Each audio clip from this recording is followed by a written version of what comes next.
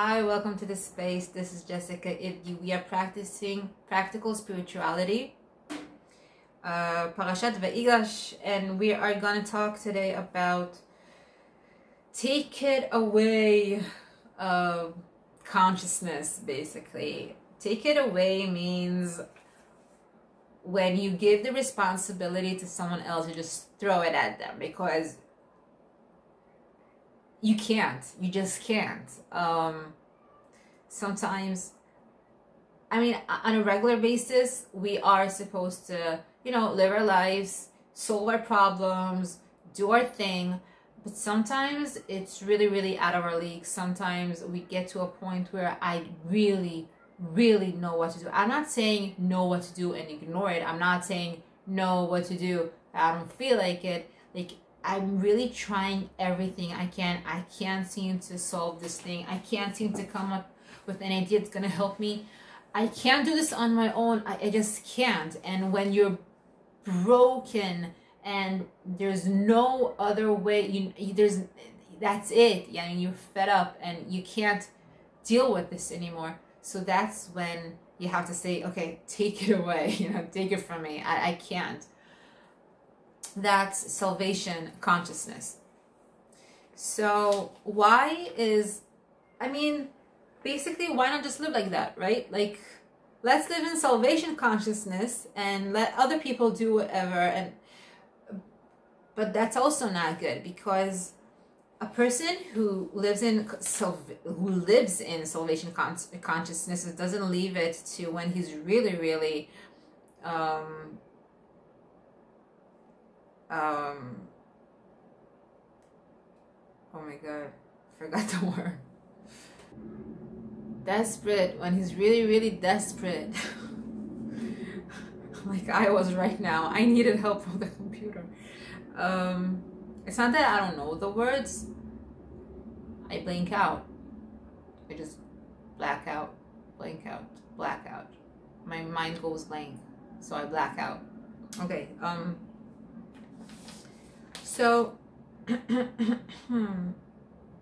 So if you're gonna always want someone else to help you, basically, you're not ever gonna take actions. You're not ever gonna move. You're not ever gonna get strong. You're not ever gonna evolve.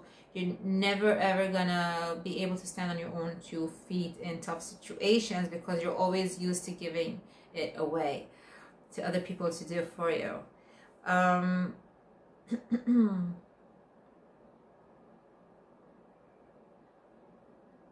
Wait. Okay, so that really brings us to the understanding that real salvation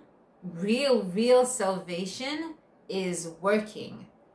And how does it even make sense? You just said you can't do anything, so that's when you give it to someone to do it for you, or ask for help, or you pray for whatever to come over and do it, and give you the strength to do it, strength that wasn't there before. That's also salvation, a form of it. So you just said that it's something else doing it for you. So how are you saying now that it's work? Well, it's not me. It's the book that I'm learning from and just sharing my learning. Okay, so it says in the first, whoever wants to know where I'm always learning from, it's in the description on the first ever video on this channel. Go up to the first one where it says introduction.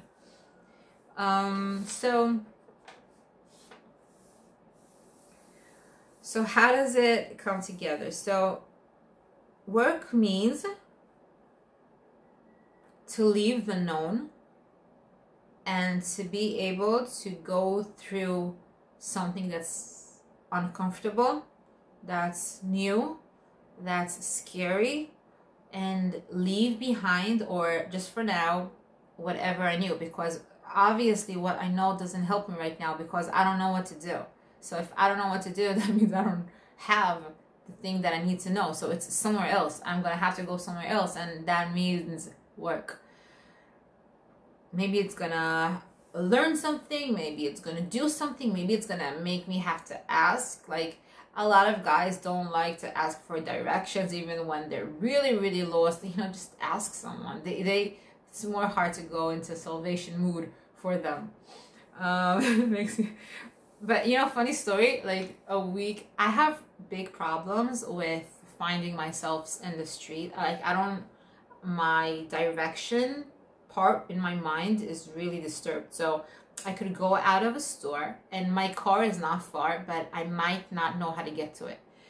It's really severe. I'm a really hard case, and you know, I'm something to, I think doctors should take my mind and check that out because that's really bad. But anyways,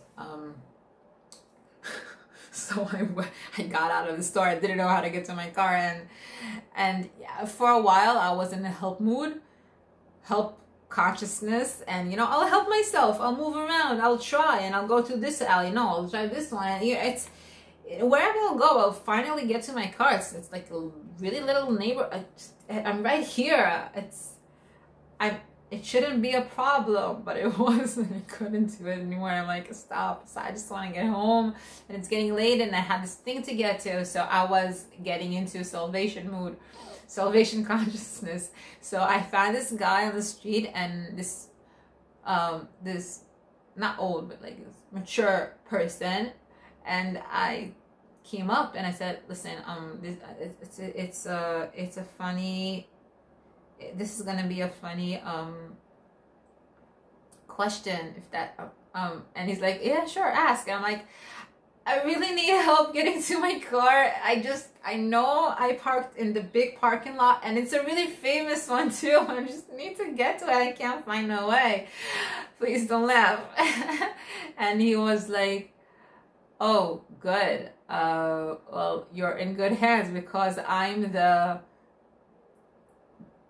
vice whatever mayor of this city. And like, oh my god, I didn't recognize. I felt so stupid because that part of my brain that can't find places also can't recognize faces. I'm telling you, this is a hard case. So we ended up walking till my car, and he was really nice, and I explained my disability. But it was great because we had a really good conversation, and he invited me to his office to talk about my business, because whatever, we got to talking about business, and it opened the door for me. I don't know what's going to happen, but what would happen if I didn't ask him? Well, I would find my car, but look what happened when I asked him. I think that's cool. I think that's cool that I was able to do it. And, you know, good things happen when you go into salvation mode and you do it for yourself, but I worked for it. Work means doing something you're not used to do it. And I asked, I'm not used to asking, whatever. It's a little story, but, you know, take it into a very bigger places in your life. You're going to see the effect. You're going to understand. Okay.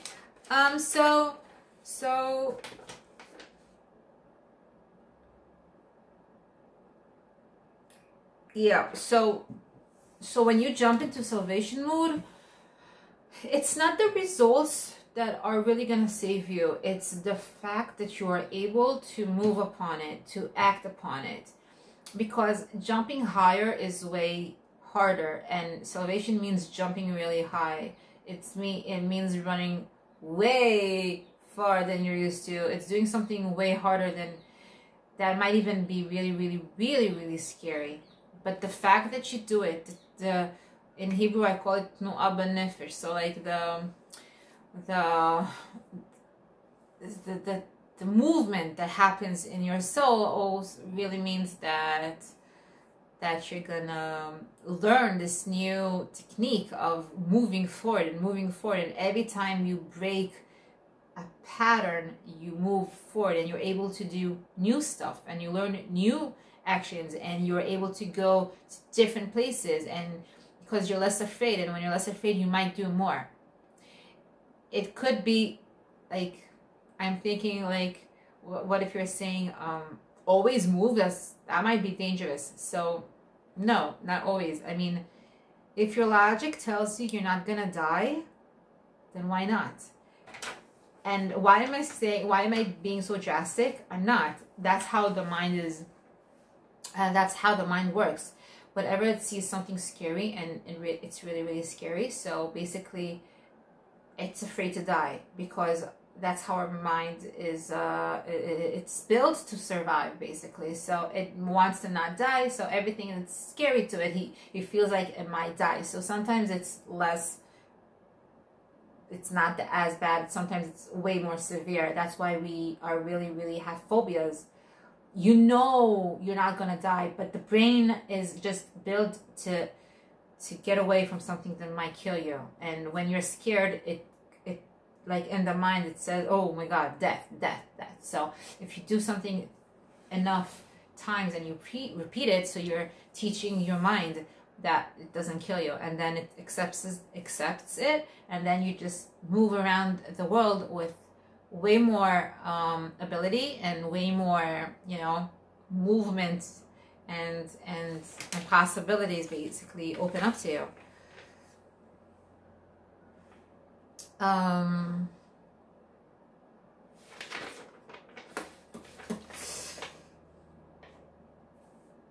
Wait, I'm thinking. Okay, so how do we recognize salvation when it comes to us? So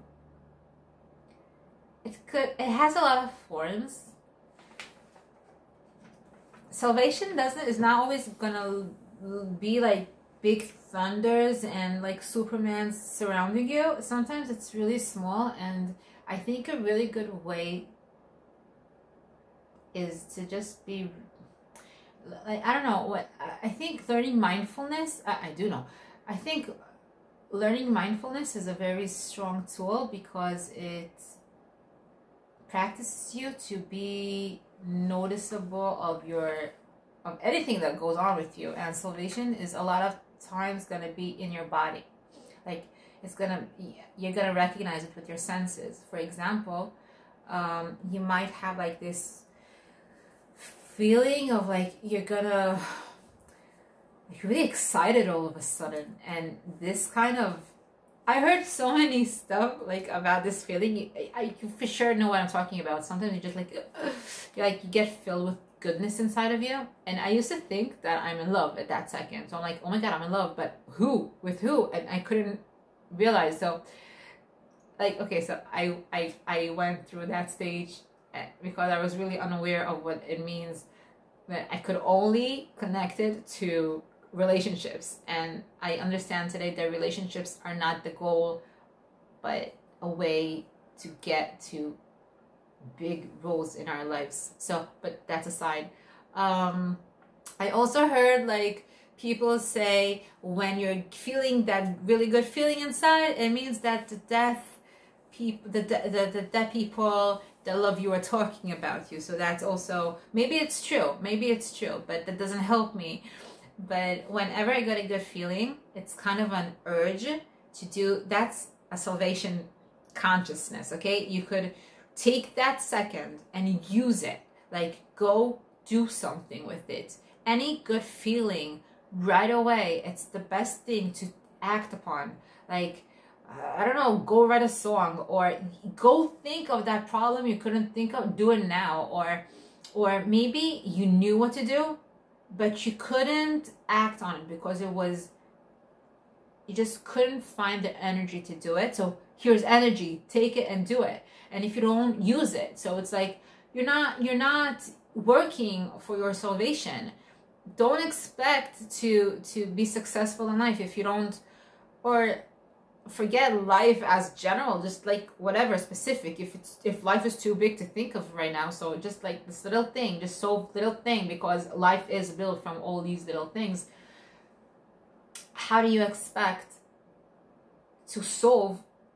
Solve comes from salvation. Never thought about it. So solve anything, be salvationed if you don't work for it. So if you get a good energy to go do it. Salvation could come, like you could see, oh wait, someone's calling me. Like really good feeling, like your heart beats or whatever. What else? Sometimes it's a person from, like you're gonna be somewhere, you're gonna hear people, and oh my God, not even talking to you, but you hear something, you're like, that's my salvation. You hear a really good idea, you see a really good commercial that talked exactly about what your problem was and gave you an idea, and just look around for it. That's work. Just like acknowledge things around you and think, how could you make it your own, or how could it help you out?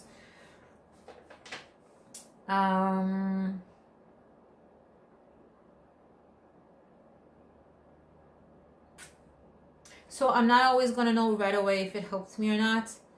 Sometimes, like if what I'm doing now is the good thing to do, sometimes I'm gonna have to have a look back at things, and that's okay also, because life is like it. You need perspective to understand what's good. But the fact that you did something, that's the good. People are always looking for the results, like in like money, like was it a good idea? Well, did it give you money? I mean, yeah, money is a kind of understanding if what I was successful, but in a certain way. But what if you failed really big, but through that failure you learned so much of what not to do? Like, for example, or what if you really learned I don't know, so many stuff I'm thinking about that were not successful, but I learned, like, I wasn't good at it, but I learned. Just the fact that you're doing something new is good. You gain knowledge, it's going to help you there. Like anything I did throughout my life was always helpful way in the future, and all of them together, like not knowing this and knowing this and knowing this and knowing this, sometimes forms into something really, really strong. And that's like maybe even kind of how you say,